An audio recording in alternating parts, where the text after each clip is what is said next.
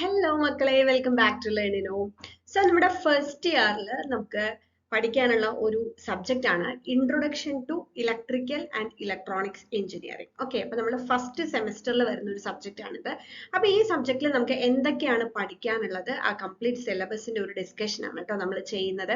അപ്പൊ ഇത് ഗ്രൂപ്പ് എക്കും ഗ്രൂപ്പ് ബിക്കും കോമൺ ആണ്. ഗ്രൂപ്പ് എ എന്ന് പറഞ്ഞു കഴിഞ്ഞാൽ computer science IT related branches, അതേപോലെ ഗ്രൂപ്പ് ബി എന്ന് പറയുമ്പോൾ നമ്മൾ electrical and electronics and communication അതുമായിട്ട് റിലേറ്റ് ചെയ്തിട്ടുള്ള ബ്രാഞ്ചസ്. ഇതാണ് ഗ്രൂപ്പ് ബിയിൽ വരിക. അപ്പോൾ നിങ്ങൾ വേറെ ഏതെങ്കിലും സ്പെഷ്യലൈസ്ഡ് ബ്രാഞ്ചസ് ആണ് എടുത്തിരിക്കുന്നതെങ്കിൽ ഏത് ഗ്രൂപ്പ് ആണെന്ന് അറിയാൻ ഞാൻ ഏതൊക്കെ ഗ്രൂപ്പ് ആണെന്നുള്ളൊരു വീഡിയോ ചെയ്തിട്ടുണ്ടായിരുന്നു.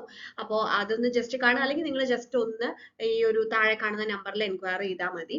സോ ഗ്രൂപ്പ് എക്കും ഗ്രൂപ്പ് ബിക്കും കോമൺ ആയിട്ട് വരുന്ന ഒരു സബ്ജക്റ്റ് ആണ് introduction to electrical and electronics engineering എന്നുള്ളത്.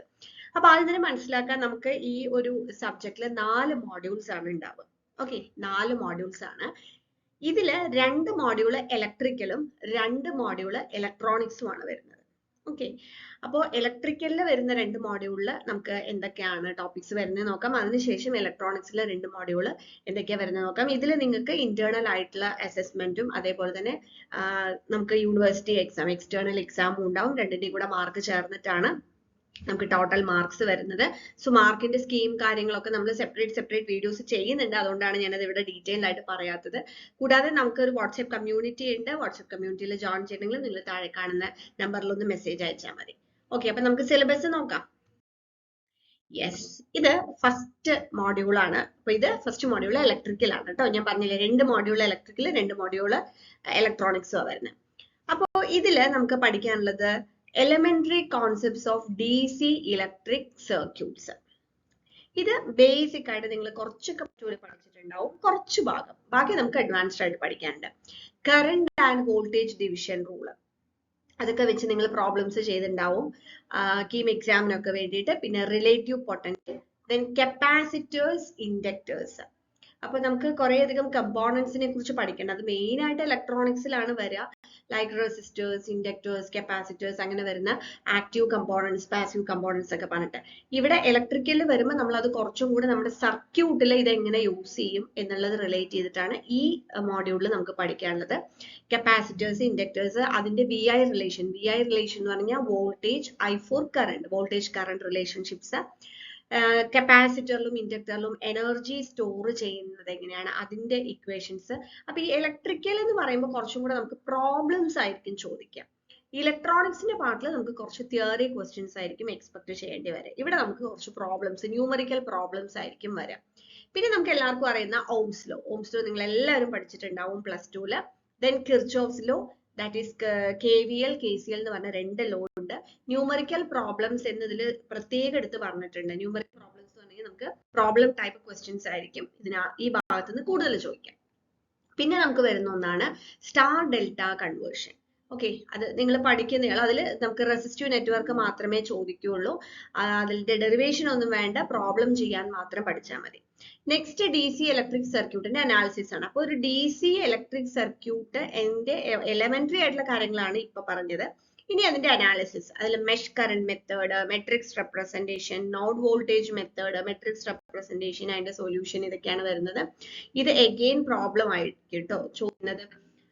നെക്സ്റ്റ് നമുക്ക് വരുന്നത് elementary concepts of magnetic circuits. Okay, അപ്പോൾ മാഗ്നറ്റിക് സർക്യൂട്ടിൽ നമുക്ക് അതിന്റെ കുറച്ച് ബേസിക് ആയിട്ടുള്ള ടേംസ് പഠിക്കാനുണ്ട്. Like MMF, field strength, flux density, reluctance. ഇതിൽ കുറച്ച് ടേംസ് ഒക്കെ നമ്മൾ +2ല് കേട്ടിട്ടുണ്ടാവും നിങ്ങൾ, അല്ലെ? നമ്മൾ ഇലക്ട്രോ മാഗ്നറ്റിക് ഇൻഡക്ഷൻ, അതൊക്കെ നമ്മൾ പഠിച്ചിട്ടുണ്ട്. മാഗ്നറ്റിക് സർക്യൂട്ട്സിന്റെ ബേസിക്സ് നമ്മൾ കുറച്ചൊക്കെ അവിടെ പഠിച്ചിട്ടുണ്ട്. അപ്പോൾ ഇലക്ട്രിക് സർക്യൂട്ട്, മാഗ്നറ്റിക് സർക്യൂട്ട്, അതിന്റെ comparison, then series and parallel magnetic circuits with composite materials. അപ്പൊ അങ്ങനെയൊക്കെ വരുന്ന കുറച്ച് ന്യൂമറിക്കൽ പ്രോബ്ലംസ് ആണ് വരുന്നത്. ഓക്കെ, സോ ഇത്രയാണ് നമുക്ക് മോഡ്യൂൾ 1ൽ വരുന്ന ടോപ്പിക്സ്. ഇനി നമുക്ക് നെക്സ്റ്റ് മോഡ്യൂൾ നോക്കാം. ഓക്കെ, നമുക്ക് സെക്കൻഡ് മോഡ്യൂളിൽ വരുന്നത് ഇലക്ട്രോ മാഗ്നറ്റിക് ഇൻഡക്ഷൻ. നമ്മൾ ഓൾറെഡി +2ല് പഠിച്ചിട്ടുള്ളതാണ്. +2 ഫിസിക്സ് നമ്മൾ പഠിച്ചിട്ടുണ്ട്. Faraday's law, Lenz's law, statically induced and dynamically induced EMF, self inductance and mutual inductance, coefficient of coupling. ഇതിൽ ന്യൂമറിക്കൽ പ്രോബ്ലംസ് നോട്ട് നീഡഡ് എന്ന് പറഞ്ഞിട്ടുണ്ട്. അപ്പോൾ അധികം തിയറി ക്വസ്റ്റ്യൻസ് ആയിരിക്കും. അടുത്തത് AC ഫണ്ടമെന്റൽസ് ആണ്. ഓൾട്ടർനേറ്റിംഗ് കറണ്ട്, ഇത് നമ്മൾ അതിന്റെ representation, frequency period, average value, RMS value, form factor, അതിൽ ന്യൂമറിക്കൽ പ്രോബ്ലംസും ചോദിക്കും. നെക്സ്റ്റ് AC സർക്യൂട്ടിന്റെ ഫേസർ റെപ്രസെന്റേഷൻ, അതേപോലെ തന്നെ trigonometric, rectangular, polar, complex form, ഓരോ ഫോമിലും നമ്മൾ എങ്ങനെയാണ് അതിന്റെ റെപ്രസെന്റേഷൻ കാര്യങ്ങൾ അതൊക്കെ.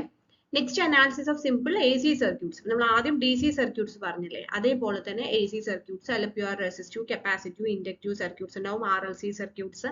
അപ്പൊ അതിൽ ഇംപിഡൻസിന്റെ കോൺസെപ്റ്റ്, പിന്നെ 3-phase AC സിസ്റ്റംസ്, അതായത് 3-phase വോൾട്ടേജിന്റെ ജനറേഷൻ, 3-phase സിസ്റ്റത്തിന്റെ അഡ്വാൻറ്റേജ്, സ്റ്റാർ ഡെൽറ്റ, അതിൽ ബാലൻസ്ഡ് കണ്ടീഷൻ ഓൺലി, അങ്ങനെയുള്ള കുറച്ച് കാര്യങ്ങളാണ്. Line voltage, phase voltage, line current, phase current with numerical problems.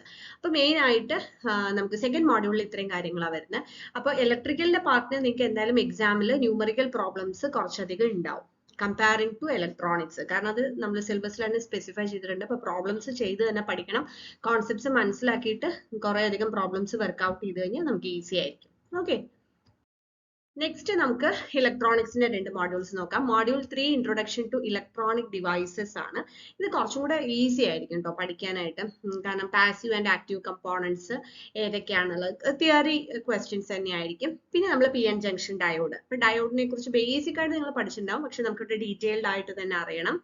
അതിന്റെ എങ്ങനെയാണ് അതിനകത്ത് ബയസിങ് എങ്ങനെയാണ് വരുന്നത്, അതിന്റെ വർക്കിംഗ് എങ്ങനെയാണ്, PN ജംഗ്ഷൻ ഡയോഡിന്റെ ഫോർമേഷൻ, അതിന്റെ VI ക്യാരക്ടറിസ്റ്റിക്സ്, പിന്നെ breakdown, Zener breakdown, avalanche breakdown, Zener diode, Zener voltage regulator, പിന്നെ block diagram of DC power supply, അതിൽ നമ്മൾ half wave rectifier, full wave rectifier, പിന്നെ ഇത്രയും കാര്യങ്ങളാണ് ആദ്യം വരുന്നത്. സെക്കൻഡ് പാർട്ടിലാണ് നമുക്ക് BJT പഠിക്കാനുള്ളത്. ട്രാൻസിസ്റ്ററും നിങ്ങൾ എന്താണെന്നുള്ളതും അതിന്റെ വർക്കിംഗ് ചെറുതായിട്ടൊക്കെ നമ്മൾ +2 പഠിച്ചിട്ടുണ്ട്. അപ്പൊ അതിന്റെ കൺസ്ട്രക്ഷൻ, വർക്കിംഗ്, VI ക്യാരക്ടറിസ്റ്റിക്സ്, അതേപോലെ തന്നെ അതിന്റെ ഓരോ കോൺഫിഗറേഷന്റെ കമ്പാരിസൺസ്, പിന്നെ അതേപോലെ transistor as an amplifier, as A switch, പിന്നെ ഇതിൽ ആംപ്ലിഫയറിൽ തന്നെ നമുക്ക് ഡിഫറെന്റ് ടൈപ്പ് പഠിക്കാനുണ്ട്. അതിൽ RC coupled amplifier, then FET, field effect transistor, അതേപോലെ തന്നെ MOSFET.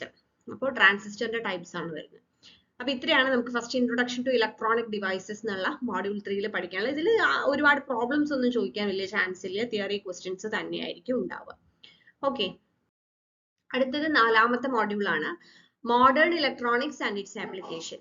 അപ്പൊ ഇതിനകത്ത് നമുക്ക് കമ്മ്യൂണിക്കേഷൻ സിസ്റ്റം, അതിന്റെ ബ്ലോക്ക് ഡയഗ്രാം, അതിന്റെ ബേസിക് ആയിട്ടുള്ള കാര്യങ്ങൾ, അതേപോലെ ഫൈബർ ഒപ്റ്റിക് കമ്മ്യൂണിക്കേഷൻ സിസ്റ്റം.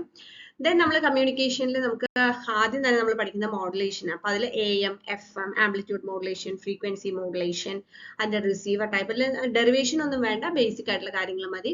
പിന്നെ വയേർഡ് ആൻഡ് വയർലെസ് കമ്മ്യൂണിക്കേഷന്റെ ബേസിക് കോൺസെപ്റ്റ്സ്, GSM, പിന്നെ 3G, 4G, 5G, 6G, ഇതൊക്കെ നമ്മൾ കേട്ടിട്ടുണ്ടല്ലോ, അതിന്റെ ഒരു കമ്പാരിസൺ.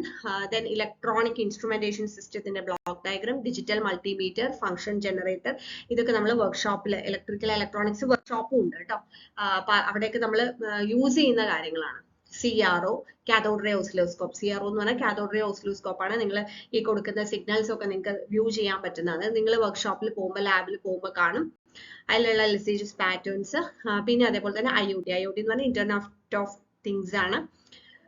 അപ്പൊ അത് ബേസിക് ആയിട്ടുള്ള മോഡേൺ ഇലക്ട്രോണിക്സിന്റെ ഒരു ആപ്ലിക്കേഷൻ. അത് പക്ഷേ കേസ് സ്റ്റഡി മാത്രമേ പറയുന്നുള്ളൂ. അപ്പോൾ ഇത്രയാണ് നമുക്ക് മോഡ്യൂൾ 4 പഠിക്കാനുള്ളത്.